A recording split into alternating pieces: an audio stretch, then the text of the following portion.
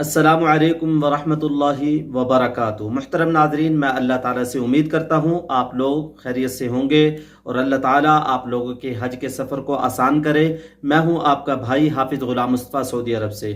मुहतरम नाज़रीन, जब आप लोगों ने मीना में जाना है, वहाँ दो चीज़ों की ख़ास तौर पर आप लोगों ने हिफाजत करनी है, उनको अपने पास महफूज रखना है। 10 ज़िलहज्जा को ये दो चीज़ें आप लोगों को बहुत ज़्यादा काम आएंगी, इनका फ़ायदा आप लोग ज़रूर देखेंगे। और इसके अलावा जब आप लोग 10 ज़िलहज्जा को बड़े शैतान की रमी कर लेंगे, अलग अलग तौर पर उसको 7 कंकरियां मार लेंगे, तो आप लोगों ने जाना है तवाफ़ ज़ियारत के लिए। तवाफ़ ज़ियारत के लिए जाते वक्त रास्ते में बहुत ज़्यादा एहतियात करनी है, सही तरीके से आप लोगों ने जाना है। इसके बारे में भी आप लोगों को बताना है। बहुत अहम मालूमात हैं। मुहतरम नाज़रीन, आप लोगों से कहूँगा इस व्लॉग को आखिर तक पूरा सुनकर जाइएगा, इंशाअल्लाह बहुत ज़्यादा फ़ायदा होगा। नहमदुहु व नसल्ली अला रसूलिहिल करीम। मुहतरम नाज़रीन, जब आप लोग मीना में चले जाएंगे तो आप लोगों ने दो चीज़ों की ख़ास तौर पर हिफाजत करनी है। मीना के 5 दिन बहुत ज़्यादा अहम होंगे, वहाँ ज़्यादा सहूलियात आप लोगों को मुहैया नहीं की जाएंगी। तो आप लोगों ने अपने मोबाइल की जो बैटरी है, इस बैटरी को आप लोगों ने फुल रखना है, अपने मोबाइल को चार्जर रखना है। वो बैटरी कैसे फुल रहेगी? आप लोग जब इसको कम से कम इस्तेमाल करेंगे, ज़्यादा दुआओं में, कुरान में, ज़िक्र में, इबादत में लगे रहेंगे, तो इंशाल्लाह बैटरी आप लोगों की महफूज रहेगी। और दूसरी चीज़, आप लोगों ने अपने साथ पावर बैंक लेके जाना है, और उसको भी खाली ले जाने का कोई फ़ायदा नहीं है, उसको फुल रखें और उसकी बैटरी को, पावर बैंक को फुल रखें। ये भी आप लोगों को 10 ज़िलहज्जा को फ़ायदा देगा। 10 ज़िलहज्जा को जो आप लोगों ने 3 काम करने हैं। पहले बड़े शैतान को, जमरा उक़बा को 7 कंकरियां मारनी है, और कंकरियां भी मैंने पहले वाले व्लॉग में बताया था, अलग अलग मारनी है, 7 एक दफ़ा नहीं फेंक दें। और उसके बाद आप लोगों ने पूछना है कि हमारी कुर्बानी हुई है या नहीं। कुर्बानी होगी तो आप लोग हल्क या कसर करेंगे। तो लिहाजा इस वक्त आप लोगों को मोबाइल की ज़रूरत पड़ेगी, बैटरी की ज़रूरत पड़ेगी। तो मैं आप लोगों से कहूँगा दो चीज़ें आप लोगों ने ख़ास तौर पर महफूज रखनी है, संभाल कर रखनी है। मुहतरम नाज़रीन, जब आप लोग बड़े शैतान को कंकरियां मार लेंगे, तो इसके बाद लोग क्या करते हैं, फ़ौरन तवाफ़ ज़ियारत के लिए चल पड़ते हैं। तो मैं आप लोगों से कहूँगा, अगर आप थके हुए नहीं हैं तो आप लोग तवाफ़ ज़ियारत कर लें। अगर आप लोग थके हुए हैं, अपने खैमे में आएँ, मीना में आएँ, आराम करें। थोड़ी देर आराम करने के बाद जब आप लोग फ्रेश हो जाएं, तो आप लोग तवाफ़ ज़ियारत के लिए चले जाएं। और रास्ते में इतना रश होता है, कहीं आपका भाई, आपकी बेगम, आपके वालिद, आपकी वालदा मोहतरमा आपसे बिछड़ गई।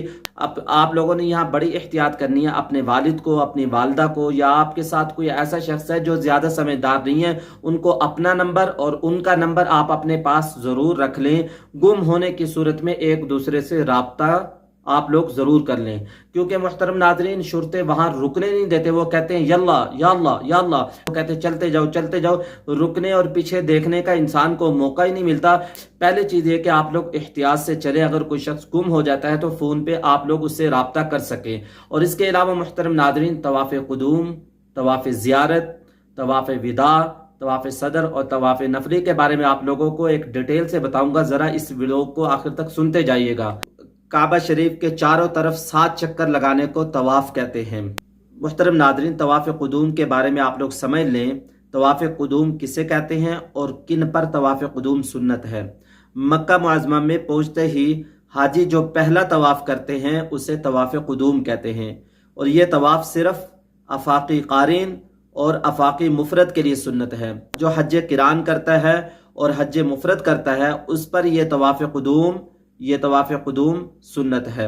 और इसके अलावा जो अहले मक्का हैं, अहले हरम हैं, और जो हज तमत्तो करने वाले हैं, उन पर तवाफ़ क़ुदूम सुन्नत नहीं है। और इस तरीके से उम्रा करने वाले के लिए भी तवाफ़ क़ुदूम सुन्नत नहीं है। तवाफ़ ज़ियारत के बारे में भी सुन लें। वो तवाफ़ जो वुक़ूफ़ अरफ़ा के बाद किया जाता है, इसे तवाफ़ रुकन भी कहते हैं, क्योंकि यह हज में फ़र्ज़ है। तवाफ़ ज़ियारत यह हज का फ़र्ज़ है, हज में ये फ़र्ज़ है। लिहाजा अगर किसी आदमी ने तवाफ़ ज़ियारत नहीं किया तो उसका हज नहीं होगा, उसको हज दोबारा करना पड़ेगा। तवाफ़ विदा किसे कहते हैं? मक्का से वापस होते वक्त जो तवाफ़ करते हैं वो तवाफ़ विदा कहलाता है। ये वाजिब है और इसे तवाफ़ सदर भी कहते हैं। और तवाफ़ नफली किससे कहते हैं?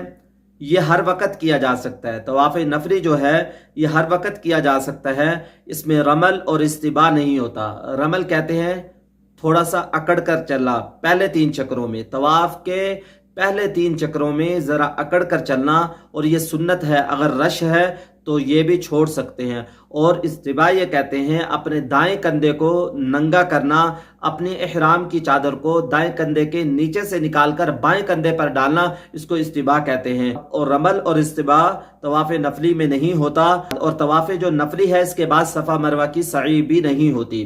और तवाफ़ नफली का कोई वक़्त भी नहीं है, इसमें तादाद भी नहीं है। ये जब इंसान मस्जिद में दाखिल हो तो वो तवाफ़ नफली कर सकता है। हाँ, जब तवाफ़ नफली करेगा इसके बाद 2 रकन नफल इंसान को पढ़ना होते हैं। मुहतरम नाज़रीन, ये डिटेल थी जो मैंने आप लोगों को बताई। तवाफ़ कुदूम किसे कहते हैं, तवाफ़ ज़ियारत किसे कहते हैं, और तवाफ़ अलविदा किसे कहते हैं। मैं हूं आपका भाई हाफिज़ गुलाम मुस्तफ़ा सऊदी अरब से। इंशाल्लाह एक नई वीडियो में मिलेंगे। जब तक अपनी दुआओं में याद रखिएगा। अस्सलामु अलैकुम व रहमतुल्लाहि व बरकातुहू।